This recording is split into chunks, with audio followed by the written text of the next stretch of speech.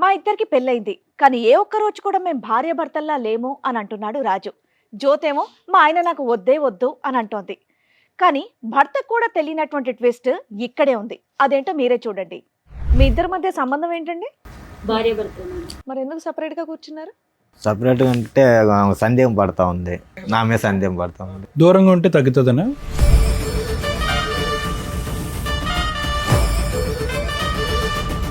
ఎందుకు అనుమానిస్తావమ్మా అతన్ని? నేను అనుమానించట్లేదు, తనే నన్ను అనుమానిస్తుంటాడు. లేదు మేడం, అనుమానిస్తూ ఉంటుంది.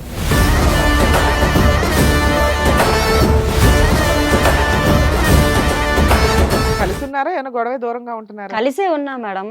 కలిసే విజయవాడ నుంచి వచ్చారా? విజయవాడ నుండి కలిసి వచ్చి ఇక్కడ మాత్రం వేరే వేరే సోఫాల్లో కూర్చున్నారా?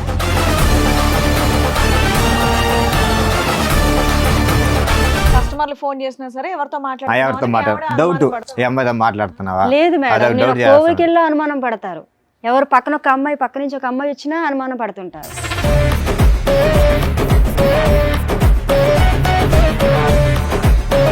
ఒక పెద్ద ఆంటీతో మాట్లాడినా నాదే తప్పు అంటారు. అసలు ఫోన్లు అక్కర్లేదయ్యా, మా చిన్నప్పుడు ఆడుకునే వాళ్ళు అగ్గిపెట్లు గుర్తుందా, తాడు కట్టుకుని. ఫోన్ లేకపోతే నాకు కష్టం సార్, అసలు ఆఫీసులో ఫోన్ చేస్తా ఉంటారు.